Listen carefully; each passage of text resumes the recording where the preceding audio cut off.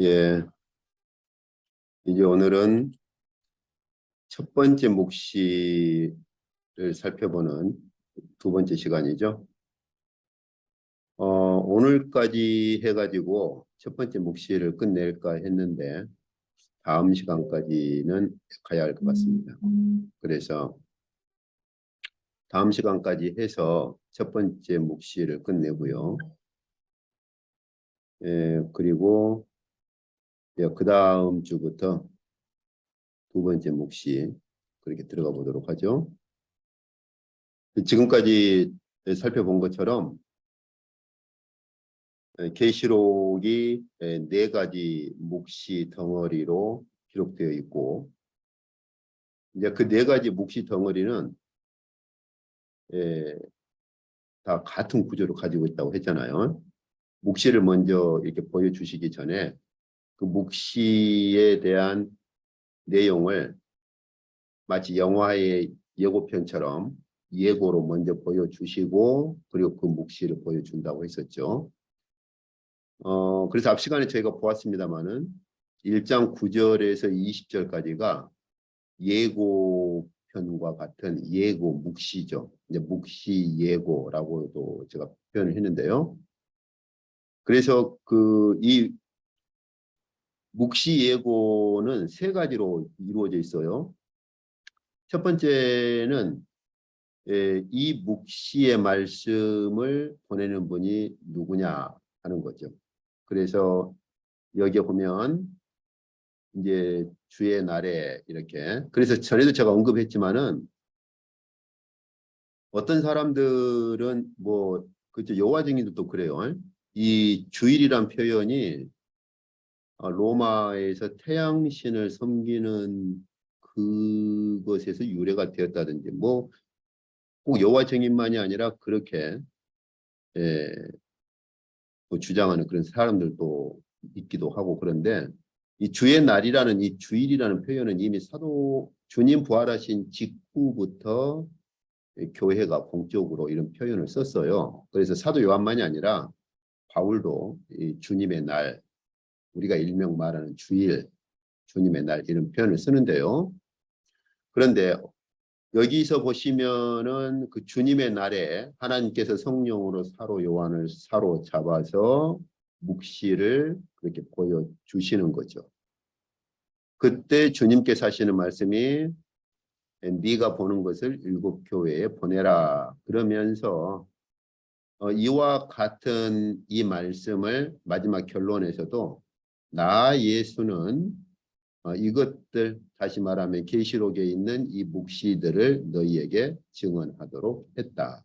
이렇게 말씀을 하시죠. 그래서 첫 번째는 예수 그리스도께서 이 묵시를 교회에 보내신다고 하는 이 부분을 먼저 말씀을 하셔요. 그 다음에 그 묵시의 예고편에서 두 번째는 그러면은 교회에 이 묵시를 보내시는 주님이 누구신가 하는 것을 묵시적인 모습으로 보여주시죠. 그런데 이제 이게 그 1장 13절에서 16절까지의 말씀이잖아요. 그런데 이 묵시의 말씀을 교회에 보내시는 주님이 어떤 분이신가를 묵시적인 모습으로 보여주시는데, 그 보여주시는 그 핵심이 뭐냐? 여기서 저희가 볼 수 있는 것처럼 여기서 보실 수가 있잖아요. 인자 되신 모습으로. 그러니까 계시록에서 저희가 볼 수 있는 이 묵시를 보여주시는 예수께서 어떤 모습으로 그렇게 등장하시느냐, 보여주시느냐, 그럴 때 인자로서. 그래서 여기 보면 촛대 사이에 인자 같은 이가 이렇게 나와 있죠. 예. 촛대 사이에 인자와 같은 분께서 사도 요한에게 자신의 모습을 보여주셨는데, 이 모습은 저희가 이미 그 앞 시간에 본 것처럼 하나님께서 에스겔 선지자에게 나타나실 때 모습하고 거의 같은 모습이죠. 그리고 마지막으로 그 묵시에서 임하신 주님께서 그 7별과 7금 촛대를 오른손에 가지고 계시는데 그 7별과 7금 촛대의 의미가 뭔지를 설명을 해 주시죠. 그래서 먼저 첫 번째 묵시를 보여주시기 전에 예고편과도 같은 이 예고에서 이 세 가지를 보여주시죠. 그래서 여기서 저희가 잘 이해를 해야 할 게 주님께서 그 묵시에서 어떻게 자신을 보여주시느냐, 어떤 분으로 자신을 묵시에서 나타내시느냐, 그럴 때 인자로서 그렇게 묵시에서 계시를 하신다 하는 걸 볼 수가 있잖아요. 그래서 저희가 앞 시간에 본 게 이제 사실 사복음서에서도 주께서 가장 주님 자신을 가리킬 때 쓰셨던 가장 많이 쓰셨던 이름이 인자예요. 인자. 우리는 보통 교회에 이제 뭐 주님, 예수님, 그리스도 이런 그 주님에 대한 이름들이 굉장히 익숙하고 우리가 가장 많이 부르잖아요. 그런데 사실은 주님께서는 주님 자신을 나타내는 이름으로 가장 많이 쓰신 게 인자입니다. 그래서 앞 시간에도 제가 잠깐 그 마태복음을 중심으로 그 구절들을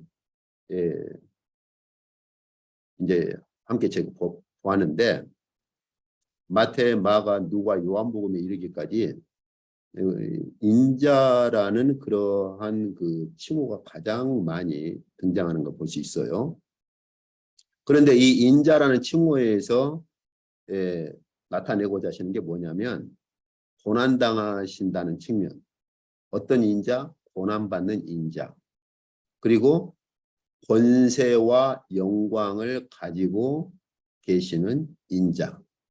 어떤 권세요? 죄사함의 권세가 있고 안식일의 주인이시고 심판을 행하시는 그런 권세를 가지고 계실 뿐만 아니라 영광을 가지고 계신 분으로서 인자. 그 다음에 하나님 나라와 인자. 그래서 앞 시간에 보았잖아요. 그래서 저희가 하나님 나라를 연구할 때 인자와의 관계를 떼서는 안 돼요. 근데 이제 안타깝게도 제가 신학을 할 때 그때 이제 막 하나님 나라가 소개되기 시작했었어요. 83년, 84년 그쯤에. 그때 이제 막 하나님 나라에 대한 책들이 소개되고 또 신학생들 사이에 하나님 나라에 대한 주제로 서로 연구도 하고 토론도 하고 그 운동이 굉장히 활발해졌었죠, 그때. 그런데 이제 아직까지도 하나님 나라와 인자와의 관계에 대해서는 크게 그렇게 활발하게 그렇게 논의가 진행되는 것은 찾기가 쉽지가 않습니다. 그 다음에 이제 또 한 가지는 인자와 관계해서 부활하실 분으로서의 인자, 그리고 마지막 다시 오실 분으로서의 인자. 이런 측면들을 보면 어떤가요? 이 인자라는 이름 속에는 모든 게 다 포함되어 있잖아요. 그죠? 인자가 잡혀서 고난받고 죽임당하고 부활할 것이다. 이 인자라는 이름 속에는 고난받는 분으로서의 인자, 그러면서도 한편으로는 권세와 영광을 가지고 계신 분으로서의 인자, 또 하나님 나라를 구현하고 하나님 나라를 가져오시는 분으로서의 인자. 이건 사실은 다니엘서 배경이 좀 깔려 있어요. 하나님 나라와 인자와의 관계는 다니엘서 저희가 자주 봤던 7장 13절의 배경이 굉장히 강하게 깔려 있죠. 그리고 바로 부활하실 분으로서의 인자, 다시 오실 분으로서의 인자, 이 모든 것이 다 함축된 주님의 이름이 뭐냐? 인자입니다. 그런 걸 보면 굉장히 중요하다는 걸 우리가 알 수 있죠. 제가 전에 소개했던 김세윤 교수가 바울신학에서는 다메섹 사건을 중심으로 바울신학의 그 출발점을 거기에 두고 전개를 했다면 공간복음에서 김세인 교수가 쓴 인자론에 대한 논문이 있어요. 그것도 굉장히 대단한 그 관점의 변화를 일으켰죠. 한 획을 그었다고 말할 수가 있어요. 자, 어쨌든 그래서 저희가 여기서 보시면은 앞뒤에 본 것이죠. 자, 다니엘이 그 묵시에서 보았을 때 인자 같은 분이 하늘의 구름을 타고 오는 것을 다니엘이 보죠. 그것을 사도 요한이 보는 거예요. 같이 촛대 사이에 인자다 이렇게 확정 짓지 않고 인자처럼 생기신 분, 사람의 아들처럼 생기신 분. 어떤 사람? 사람의 모양을 하고 임하신 그 하나님의 아들과 같으신 분 하는 것이죠.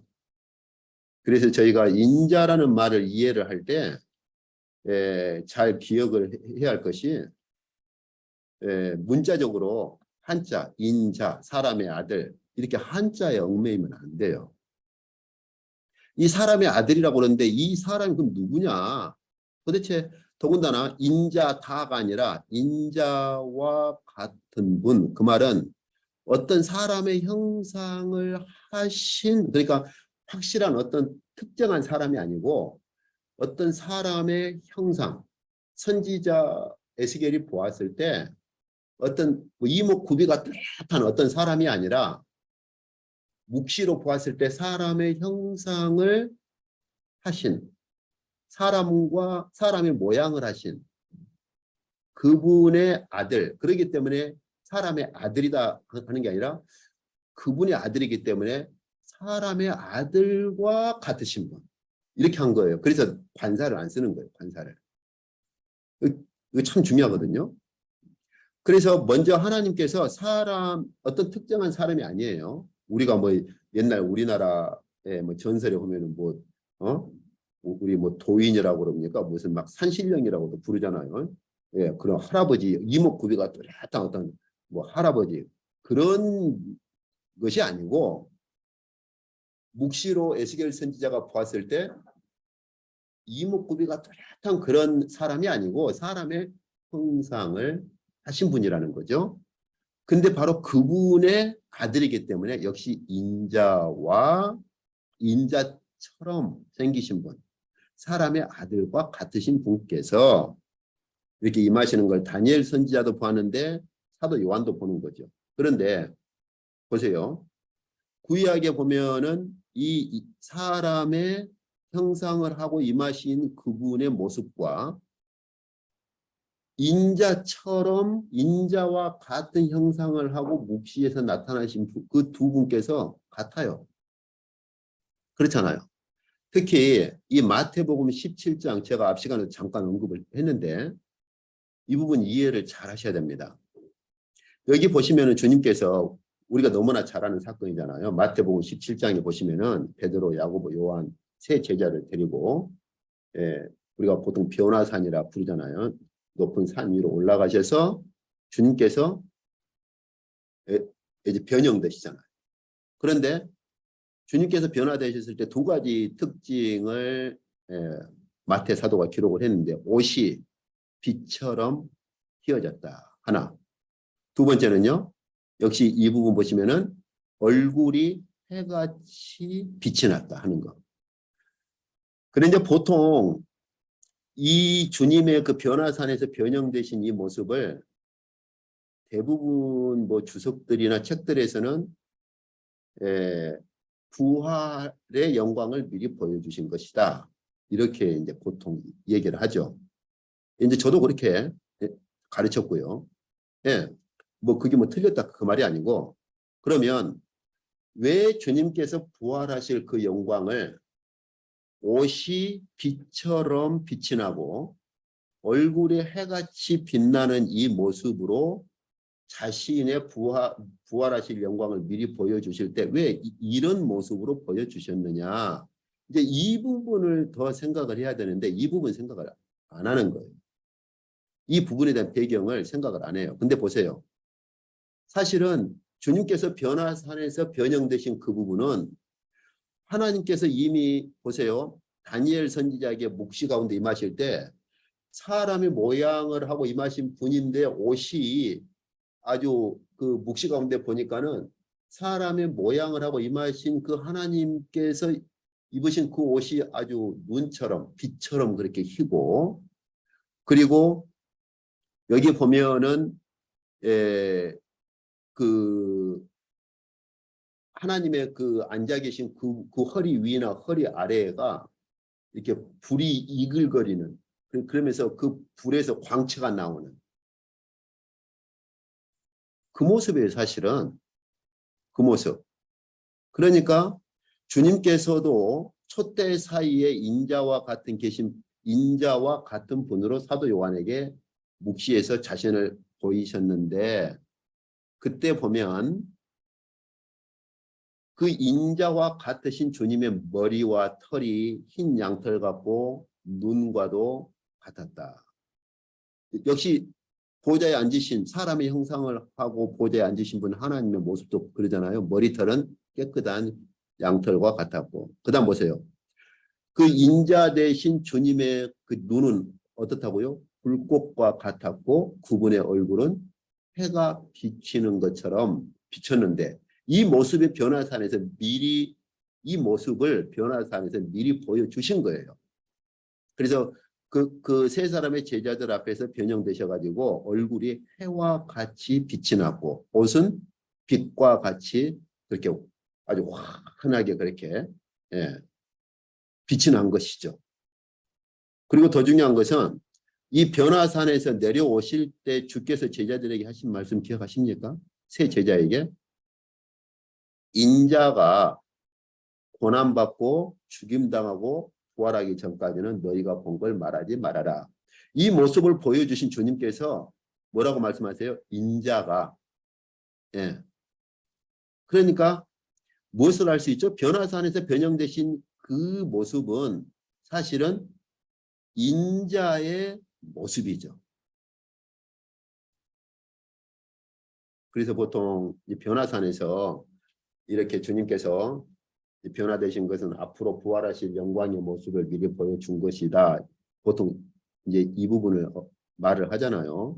그렇죠. 이제 그렇게 말할 수 있어요. 근데 왜 부활하실 영광을 그런 모습으로 보여주셨느냐? 그 배경이 뭐냐에 대해서 생각을 안 하는 경우가 많아요. 왜 주님께서 부활하실 그 영광의 모습을 옷이 이렇게 해처럼 빛이 나고 얼굴이 또 해같이 이렇게 빛이 나는 모습으로 보여주셨을까? 그건 사실은 인자의 배경을 가지고 있는 거예요. 그래서 주님께서 그 변화산에서 변화하신 다음에 내려오시면서 제자들에게 인자가, 그렇죠, 고난받고 죽임당하고 부활하기 전까지는 너희가 본 것들을 말하지 말아라, 그런 거예요. 인자의 모습이었던 거죠.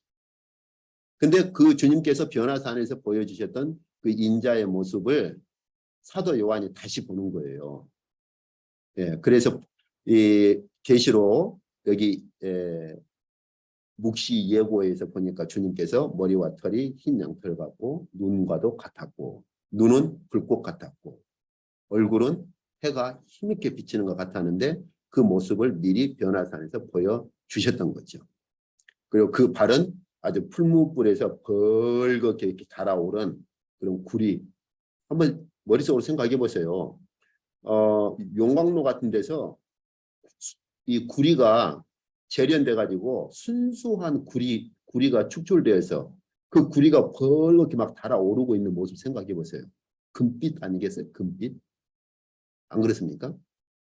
사도 요한이 계시록에서 묵시 가운데 주님을 보니까 주님의 발이 완전히 그 용광로나 풀무불에서 순수하게 재련된 아주 깨끗한 구리가 벌겋게 달아올라 있는 그런 금빛으로 벌겋게 달아올라 있는 그 모습을 본 거예요. 자, 그래서 저희가 앞 시간에 본 것처럼 이번 시간에 한 번 더 반복을 했습니다만은 결국은 사람의 모양을 하고 임하신 하나님의 모습이나 그분의 아들로서 인자와 같으신 주님의 모습은 묵시에서 같은 모습을 하고 계시는 거예요. 그리고 그 모습의 일부를 변화산에서 미리 보여주신 겁니다. 자, 그렇다면 저희는 앞으로 이제 묵시를 볼 때, 예고 묵시에서 이런 분으로 묵시에서 계시를 하셨다는 말은 앞으로 묵시에서 이런 분으로 이제 7 교회에 뭐 경고가 되었던 교회에 주시는 말씀을 하실 때 이런 분으로서 이끌고 가시겠구나. 이런 분으로 나타나서 말씀을 하시겠구나 하는 걸 저희가 예상을 해볼 수 있지 않겠어요? 자, 그래서 에베소 교회 보세요. 앞 시간에도 제가 잠깐 보았었죠. 예고 묵시에서는 에베소 교회는 어떤 분으로 임하십니까? 7별, 7금 촛대. 그렇죠. 그래서 이렇게 말씀을 하셨는데 교회에 에베소 교회 임하실 때도 뭐예요? 7별을 붙잡고 7금 촛대 사이를 거니시는 분 이렇게 되어 있는데 여기서 거니시는 분이란 말은 결국 누구를 말합니까? 인자를 말하는 거죠. 인자. 왜냐하면 지금 이 모습은 예고 묵시에서 인자의 모습이었잖아요. 인자의 모습. 그러니까 여기서 거니시는 이렇게 번역을 하기보다는 거니시는 어떤 인자 혹은 거니시는 인자로 바로 직역을 해도 좋을 것 같아요. 왜냐하면 여기서 거니시는 분이라고 하는 건 앞에 것을 받는 말이거든요. 그러니까 그렇게 해도 좋은데 어쨌든 간에 자 그리고 나서 책망과 경고를 하시죠. 어떤 것을 책망하십니까? 첫사랑을 버려버린 것. 그러면서 경고하죠. 회개해라. 그리고 첫사랑을 회복해라 하는 거. 예. 여기 사도행전에 보면 에베소 교회의 배경을 알 수 있어요. 사도 바울이 에베소 교회를 세워놓고 로마로 압송되어 가는 과정에서 다시 에베소 교회 장로들을 불러가지고 내가 가고 나면 이리가 너희 속에 이리 때와 같은 자들이 너희 속에 들어올 건데 너희가 믿음을 잘 지켜라. 그렇게 권면을 하고 장로들이 사도 바울을 끌어안고 울거든요. 그러니까는 그러한 사도 바울의 권면대로 에베소 교회가 저희 에베소 교회 이 전 구절 읽어보시면 에베소 교회가 아주 이런 뭐 잘못된 가르침이나 이런 것들은 날카롭게 잘 배내고 그런 것들은 구분해 가지고 그런 것들을 쳐내는 건 참 잘했어요. 그런데 그러다 보니까 첫사랑을 버려버리는 지경으로까지 간 거죠. 이건 저희가 생각해 볼 필요가 있는 말씀이죠. 그죠? 예. 진리를 분별하는 것도 좋은데 문제는 주님을 믿을 때 에베소 교회가 처음에 가졌을 때 첫사랑을 버려버리는 지경까지 가면 그런 분별력은 사랑을 상실해버리는 분별력은 책망을 받는 거죠. 사도 바울이 저희가 너무나 잘 아는 고린도 교회 고린도전서 13장 아십니까? 그죠? 심지어 자기 몸을 불사르게 내어줘도 사랑이 없으면 nothing이다. 쓸모없다. 사랑을 상실해버리면 그 어떤 신앙의 행위가 되었던 아무리 대단한 행위가 되었던 사랑을 상실해버리면 주님께서 인자 되신 주님께서 심판하실 인자 되신 주님께서 판단하시고 심판하실 때는 그것은 nothing으로 보는 거예요. 그래서 여기서 회개는 뭐죠? 그럼 첫사랑의 회복을 회개로 말씀하시는 거죠. 안 그러면 어떻게 하신다고요? 촛대는 아까 교회라고 했잖아요. 교회를 옮겨버리겠다는 거죠. 교회의 생명력을 상실해버리는 거죠. 많이 저희가 생각해 볼 필요가 있는 거죠. 그렇다고 무조건 사랑이라는 이름 아래 진리가 희석된다. 이것도 이제 경고를 듣죠. 그래서 사랑에 대한 정의를 잘 해야 돼요. 전에 제가 그래서 한국 갔을 때 이 사랑에 대한 주제를 가지고 그때 한번 좀 다룬 적이 있습니다만은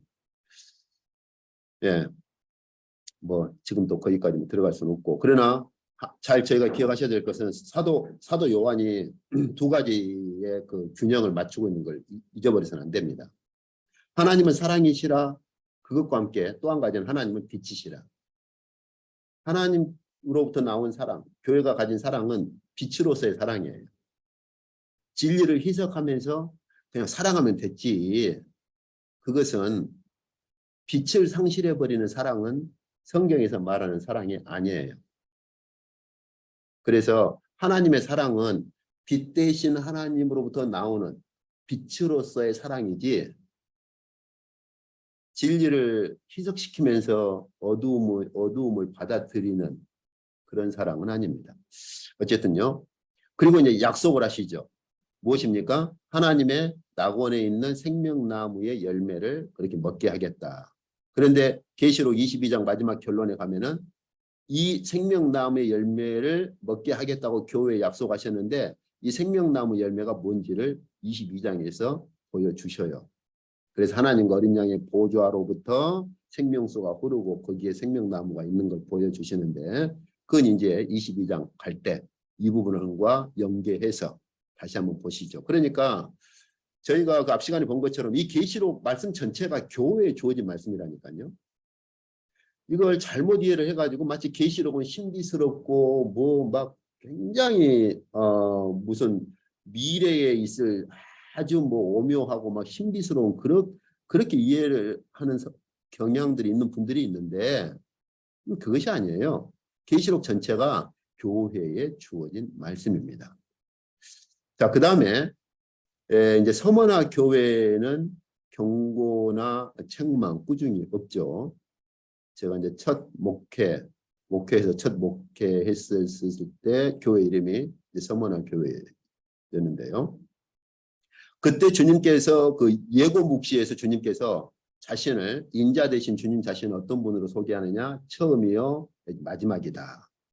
근데 처음이요 마지막이신 분이 어떤 분이냐? 세세토록 영원토록 살아 계신 분이라. 그러면서 사망과 음부의 열쇠를 가진 분으로 그렇게 말씀을 하셨는데 이 서머나 교회에 임하실 때 이 분으로 임하십니다. 그러니까 예고 묵시에서 보여주셨던 그 모습으로 서머나 교회에 임하시는 거예요. 그래서 처음이요 마지막이라. 근데 처음이요 마지막을 다시 반복하시기를 죽었다가 살아나신 분으로서 처음이요 마지막이라 이렇게 해요. 그래서 그런 분, 다시 말하면 죽었다가 살아나신 이렇게 되어 있는데 이것도 인자란 뜻이죠. 죽었다가 다시 살아나신 인자 이렇게. 그런데 이 말씀을 계시록 22장에서 주님께서 다시 한번 반복을 하셔요. 나는 알파와 오메가요. 뭐 그리스 알파벳 아시는 분은 알파가 첫 문자고 오메가가 마지막 문자니까. 그러면서 이걸 다시 알파 오메가를 반복하시는 게 처음과 마지막이고 시작과 마침이다 하는 거예요. 이제 이런 의미들은 22장 또 갈 때 한 번 더 이제 같이 묶어서 좀 살펴보시죠. 오늘은 교회 전반적인 윤곽을 살펴보겠습니다. 그리고 일곱 교회에 대한 그 당시 역사적인 배경, 뭐 상황 이런 것들은 여기서 다 다루면 첫 묵시만 가지고도 시간이 길어지니까 그런 것들은요. 주석이나 뭐 책들 보시면은 어지간한 책들에 그 당시 교회에 대한 역사적인 것들 그리고 아마 유튜브에 보면은 아시아 일곱 교회에 뭐 직접 가가지고 찍어놓은 영상들도 많이 있을 겁니다. 그러니까 그런 것들은 책들 보시면 돼요. 그리고 이제 약속을 하신 게 뭐죠? 인자 되신 분께서 무엇을 주시겠다? 생명의 면류관을 주겠다 하는 것이죠. 그리고요. 생명의 면류관과 함께 두 번째가 뭡니까? 둘째 사망의 해를 받지 않을 것이다. 이 둘째 사망이 무엇일까? 역시 20장에서 이 부분을 설명을 하십니다. 네, 이게 이제 세 번째 묵시거든요. 세 번째 묵시에서 둘째 사망이 무언가를 다시 설명을 하셔요. 그러니까 먼저 교회에 주신 그 말씀을 두 번째 묵시, 여기 세 번째 묵시입니다. 세 번째 묵시에서 둘째 사망을 보여주셔요. 그러니까 먼저 일곱 교회에 주신 이 말씀을 두 번째 묵시, 세 번째 묵시, 네 번째 묵시에서 더 자세히 설명하시고 그걸 더 자세히 보여주시는 거예요. 제가 한국에 있을 때 그 계시록 뭐 좀 알려진 분이 세미나 뭐 한다고 해가지고 저희 뭐 신학생들 가고 그렇게 했었는데요. 근데 보면은 처음에 아시아 7교회 1달락 하고 딱 끝내버려요. 그것을. 끝내버리고서는 그 다음부터 이제 7교회 이제 끝났어요. 딱 끝나고 그 다음부터는 또 새로운 마치 단원으로 넘어가는 것처럼 그렇게 가버리는데 사실은 그렇지가 않아요. 아시아 7교회에 주신 경고, 책망, 약속 이런 것들이 두 번째 묵시, 세 번째 묵시, 네 번째 묵시에서 더 자세히 그런 것들이 보여지고 설명되고 진행되는 거예요. 그래서 아까 에베소 교회 같은 경우도 보았잖아요. 여기 보시면은 잠깐만요. 여기 그렇잖아요. 그래서 여기서 보시면은 그 생명나무 열매에 대한 약속을 주시는데 그 생명나무 열매에 대한 것을 네 번째 묵시에서 더 자세히 보여주시는 거예요. 교회에 주실 생명나무 열매가 무엇이냐 하는 걸 네 번째 묵시에서 아주 자세히 보여주십니다. 그래서 네 번째 묵시에서 이 부분을 보시고 서머나 교회에서는 생명의 멸류관과 함께 여기 생명의 관이라고 이번에 세번역에서 바꿨어요. 그 개역 그 세번역. 옛날 개역 9번역은 멸류관이라고 돼 있어서 오히려 이게 더 훨씬 나은데 생명의 관 이렇게 바꿀 필요가 없는데 괜히 생명의 관으로 바꿔가지고 굉장히 좀 어색해요. 어쨌든 이 말씀을 하시면서 둘째 사망의 해를 받지 않을 것이다. 이게 뭘까? 근데 여기 세 번째 묵시 보시면은 둘째 사망에 대한 구체적인 것을 세 번째 묵시에서 말씀을 하시는 거예요. 그러니까 계시록 보실 때 첫째 묵시 아시아 7교회 묵시하고 두 번째, 세 번째, 네 번째 묵시를 분리하지 마세요. 교회에 주신 첫 묵시를 더 자세히 반복하고 보완해서 설명하고 묵시로 보여주시는 게 둘째, 셋째, 넷째 묵시다. 이렇게 이해를 하셔야 됩니다. 그리고 이제 버가모 교회 같은 경우는 예고 묵시에서 어떤 분으로 임하셨죠? 입에서 날성검이 나왔잖아요. 어떤 책을 보니까 이것을 그 히브리서에서 하나님의 말씀을 이렇게 검으로 양날에 검이 있어서 우리의 영과 혼과 모든 걸 쪼갠다. 그 배경으로 그렇게 들어가려고 하던데 사실은 그 개념은 아니에요. 보세요. 자, 그러면 예고 묵시에서 이렇게 임하신 분께서 버가모 교회는 이런 분으로 임하시죠. 날성 검을 가진 분으로. 그럼 이게 뭐냐? 여기 경고를 보세요. 내 입의 검으로 그들과 싸우리라. 다시 말하면 타락한 교회를 심판하고 그런 개념으로 묵시에서 인자 되신 주님께서 묵시에서 자신을 보여주실 때 입에서 검이 나오는 그러한 묵시적 형상으로 보여주시는 거예요. 타락한 교회를 심판하신 분으로. 그러지 히브리서에서 문자가 같다고 히브리서의 배경으로 보기에는 상당한 문제가 있습니다. 히브리서의 배경은 하나님의 그 말씀이 검과 같이 우리 뭐 영과 혼과 육과 우리 속에 있는 심지어 관절 골수에 이르기까지 모든 걸 이렇게 말씀께서 이렇게 이렇게 우리 안에 역사하신다. 그런 측면이지 타락한 교회를 심판한다 그런 배경은 아니에요. 그런데 왜 그러면은 이 날성 검을 가진 분으로 자신을 인자 되신 분께서 그런 분으로 보여주시고 교회를 이렇게 심판한다고 하시는가? 이 버가모 교회가 두 가지 우상의 제물을 먹을 뿐만 아니라 행음을 했거든요. 근데 그 당시 버가모 교회만이 아닙니다. 고린도 교회도 그렇고 그 당시 그리스라든지 지중해 쪽 문화가 어떤 그 우상에 대한 종교적인 의식을 행하고 나면 그 신전에 있는 여자 사제들이 있거든요. 그 여사제들하고 그래 행음을 하는 것이 그 다음 순서였어요. 고린도도 그 항구 도시다 보니까 뱃사람들이 이제 정박하잖아요. 그러면 신전에 가서 제사를 드리고 나서 그 신전에 있는 여사제들하고 행음을 하는 그런 풍토가 있었거든요. 꼭 버가모 교회만이 아닌데 이 아시아 7교회를 중심으로 지금 말씀을 하시니까 우상의 제물을 먹고 행음을 했는데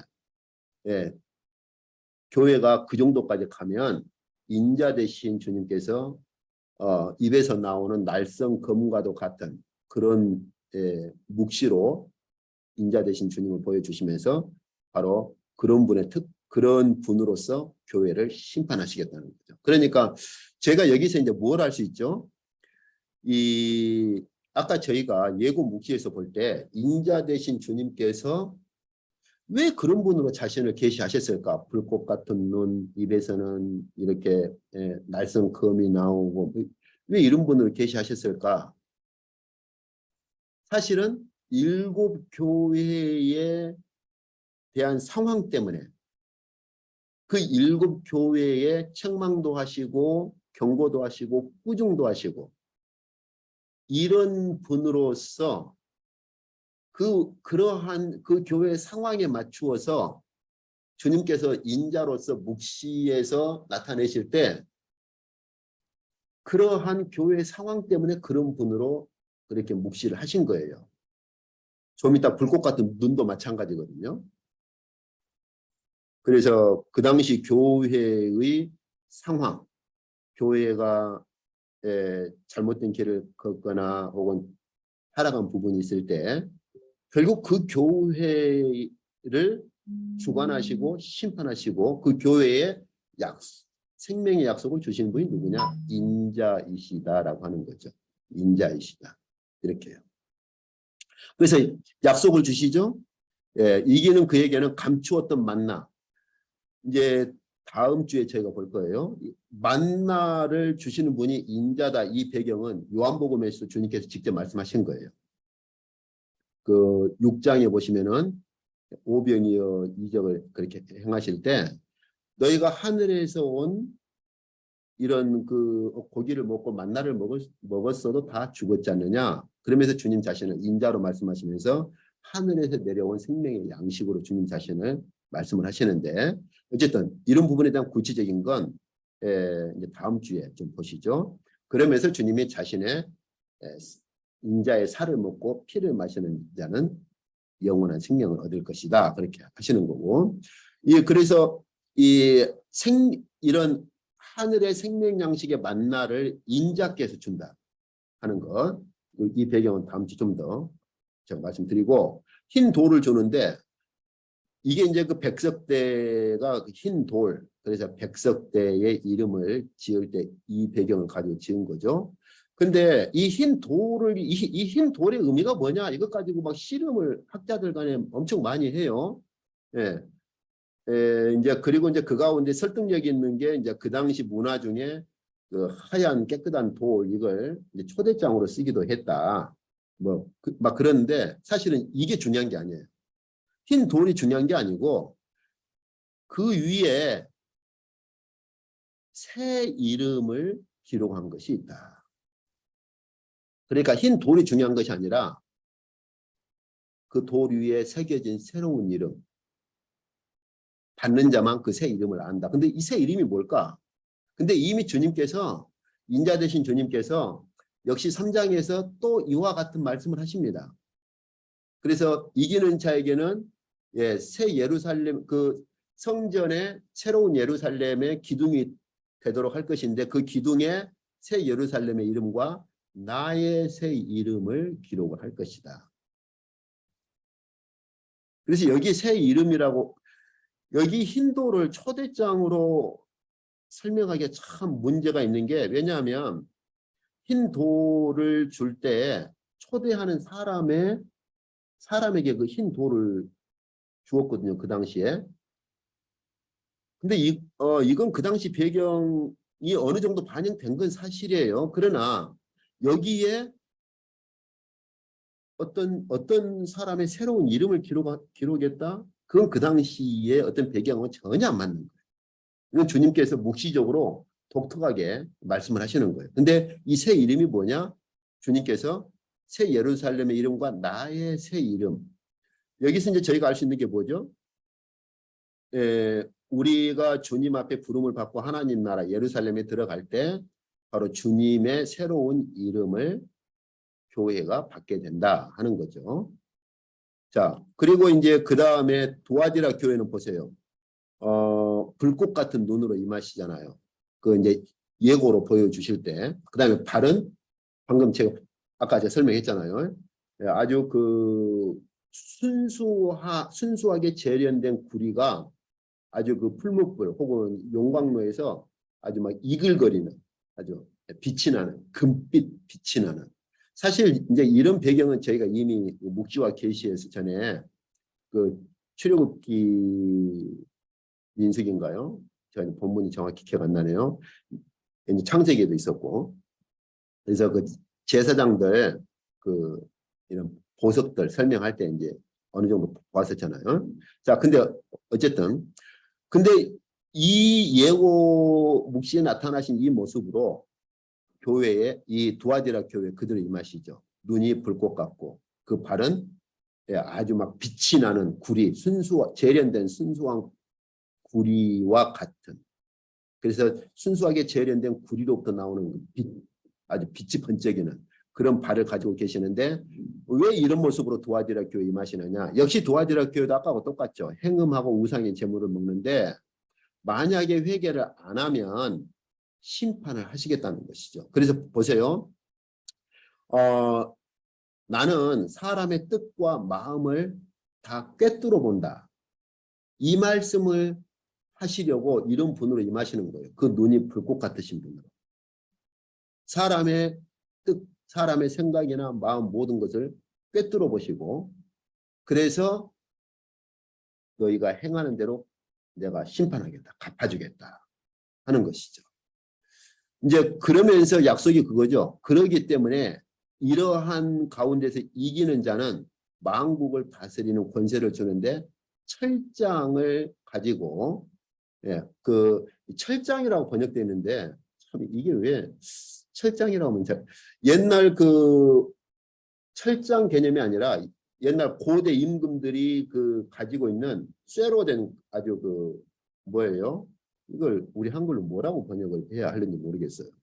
이 임금이 아주 그 가지고 있는 아주 쇠 일종의 지팡이와 같은 거잖아요. 이제 그걸 가지고 이제 그릇을 깨뜨려 버리는 것처럼 그렇게 그러한 큰 만국에 대한 심판할 수 있는 권한을 주겠다는 것이고 그러면서 나도 내 아버지께 받은 것이 있는데 이게 바로 뭐냐면 시편 2편의 배경입니다. 이건 이제 다음 주에 볼 거예요. 이게 시편 2편의 배경하고 어떻게 깔려 있는지. 그래서 시편 2편에 있는 배경을 가지고 주님께서 이렇게 이 말씀을 하시는 건데 여기 새벽별이라고 이것 가지고도 또 막 그 이런저런 이론들이 있는데 여기 보시면은 주님께서 22장 결론에서 어떻게 말씀하시냐면 네 번째 묵시죠. 주님께서 나는 다윗의 뿌리요 자손이니 그러면서 곧 광명한 새벽별이라. 다윗의 후손 개념을 새벽별로 이렇게 말씀을 하셔요. 어떻게 다윗의 후손이 새벽별하고 연결이 될까? 이것도 이제 다음 주에 볼 것입니다. 이제 오늘 막 이런 것들 다 들어가면 시간이 안 되거든요. 그 다음에 사대 교회는요. 여기 보면은 7별의 비밀을 가지고 계신 분이다. 이렇게 되어 있는데 여기서 그 예고에서 7별의 비밀, 7별을 가지고 계신데 7별은 7교회다. 이렇게 되어 있는데 이 사대교회에 임하실 때 역시 7별을 가지신 분, 7별을 가지고 계신 인자 이렇게. 그러니까 교회의 최종 권한을 누가 가지고 계시느냐? 인자께서 가지고 계신다라고 하는 거고 7영을 또 가지고 계신다. 근데 이 7영은 앞뒤 제가 보신 것처럼 계시록 5장에 보시면은 하나님의 7영으로 그렇게 말씀을 하시죠. 그러면서 뭐예요? 왜 너희 교회 이 사대교회는 온전한 것이 그렇게 없냐 하는 거죠. 그러면서 회개해라. 안 그러면 내가 그렇게 도둑처럼 갑자기 임하겠다 하는 거고 이기는 자에게는 흰옷을 주겠다. 그리고 생명책에서 지우지 않겠다 하는 거죠.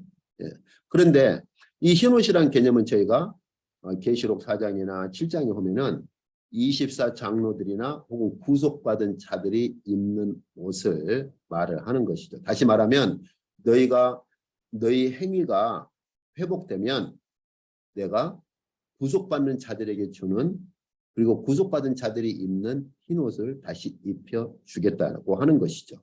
그리고 생명책에서 지우지 않겠다. 이런 개념은 제가 다음 주에 조금 더 살펴보겠습니다.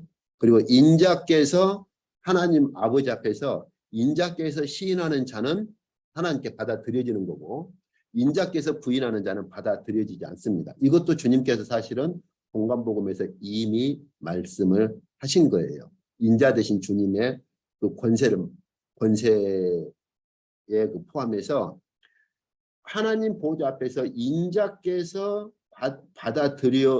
인자께서 이렇게 받아들여 주시는 자들은 하나님께도 이제 받아들여지고 인자께서 부인하는 자는 하나님 앞에서도 부인됩니다. 받아들여지지가 않아요. 이 배경을 이제 말씀을 하시는 건데 이것도 다음 주에 조금 더 보시죠. 오늘은 이제 일곱 교회에 대한 인자와 관계해서 일곱 교회 주신 묵시에 대한 윤곽을 그렇게 잡아보려고 하는 겁니다. 서머나 교회하고 빌라델비아 교회는 책망이 없죠. 그래서 여기 묵시에서 자신을 나타내실 때 다윗의 뿌리요 자손이며 광명한 새벽별이다. 이렇게 말씀을 하셨잖아요. 바로 이 배경, 묵시에 나타나신 예고 묵시에서 나타나신 모습으로 빌라델비아 교회에 임하시죠. 그래서 바로 다윗의 열쇠를 가지신 분이고, 자 그러면서 이기는 자는 하나님 성전의 기둥이 되게 할 것이고 그 기둥에 하나님의 이름과 새 예루살렘의 이름, 그 다음에 인자 되신 주님의 이름을 그 위에 내가 기록하겠다. 그러면서 이 빌라델비아 교회에 주신 약속을 이렇게 하시는데 바로 아까 제가 본 것처럼 이 주님의 새 이름이라는 개념을 이미 아까 여기 흰 돌 위에 새 이름을 기록을 하겠다라고 하셨을 때 이 같은 개념으로 이렇게 사용을 하신 겁니다. 그리고 이제 마지막 라오디게아 교회 같은 경우는 예고 묵시에는 없어요. 그죠? 그리고 사실 여기 빌라델비아 교회 같은 경우도 이건 예고 묵시에서 나온 건 아니죠. 엄밀히 말하면. 왜냐하면 이게 사실은 이제 요한복음 5장에 이제 등장하는 거니까 빌라델비아 교회하고 여기 라오디게아 교회에 임하시는 인자의 모습은 예고 묵시에는 없는 모습입니다. 그래서 라오디게아 교회 같은 경우는 아멘이시고 충성되고 참된 증인이시며 하나님의 창조의 근본이신 분으로 임하시죠. 근데 이제 라오디게아 교회의 이런 책망과 경고는 무엇입니까? 미지근하지 마라. 만약에 미지근하면 인자 되신 주께서 너희 교회를 이제 토해 내버리겠다. 그러면서 열심을 내라. 그렇죠. 이게 이제 회개, 라오디게아 교회에 촉구하시는 회개는 열심을 내라 하는 측면에서 회개를 말씀하시는 거예요. 그러면서 너희가 회개하고 그러면 내가 그에게로 들어가서 하나님의 보호자에 앉게 해주고 그리고 하나님의 보호자에 앉아서 인자 되신 주님과 함께 더불어 먹게 될 것이다. 이것도 공관복음에 있는 배경입니다. 저희가 그때 공관복음서 비유 볼 때 저희가 보았잖아요. 그래서 하늘의 잔치를 죄인들을 이렇게 불러 모으셔서 식탁에서 하늘의 잔치를 보여주시는데 그 하늘의 잔치에 참여시키겠다 하는 그 배경을 가지고 있는 말씀입니다. 그래서 오늘 이렇게 해서 일곱 교회의 예고 묵시에서 임하신 인자 되신 분께서 그 예고 묵시에 있는 어떤 특정한 모습으로 어떤 특정한 교회에 어떻게 임하시는가. 근데 그 예고 묵시에서 나타난 여러 가지 모습 가운데 교회에 임하실 때 어떤 한 부분을 가지고 임하실 때는 그 교회의 상황 때문에 그러는 거예요. 그 교회의 불꽃 같은 눈으로 다 꿰뚫어 봐야 할 교회는 불꽃 같은 그러니까 예고 묵시에 나타나신 그러한 모습 중에 불꽃 같은 그러한 눈으로 그렇게 임하신다든지 이런 식으로 그래서 저희가 이 일곱 교회에 대한 걸 보았습니다만은 저희가 잊어서는 안 될 게 교회의 주관자가 누구냐? 인자이십니다. 그리고 교회에 책망하시고 경고하시고 약속을 주시는 분도 누구냐? 인자이셔요. 그리고 교회를 꿰뚫어 보시고 교회의 심판을 행하시고 교회의 생명의 약속을 친히 주시는 분도 인자이세요. 그래서 저희가 어제도 그렇고 오늘도 그렇고 처음 부분에서 인자 되신 주님에 대한 배경, 계시록에서 이 일곱 교회에 대한 말씀을 살펴보실 때, 그리고 계시록을 살펴보실 때 어차피 아까 제가 말씀드렸잖아요. 두 번째, 세 번째, 네 번째 묵시는 다 첫 번째 묵시의 연장선상이라고 했잖아요. 그러면은 바로 그 배경들은 다 인자의 배경에 깔려 있는 거예요. 그래서 두 번째, 세 번째 묵시에서 심판을 행하시는 분으로서 그렇게 묵시를 보여주실 때도 인자의 배경을 가지고 사실은 심판을 집행하시는 거예요. 두 번째 묵시 보면 알아요. 직접 인자로 그렇게. 그래서 저희가 오늘날 계시록 이 네 가지 묵시는 교회에 주어진 말씀이고, 교회는 인자께서 집행하시는 책망, 경고, 약속을 기억하고 유념해야 하는 것이죠. 오늘 이쪽까지 하도록 하겠습니다.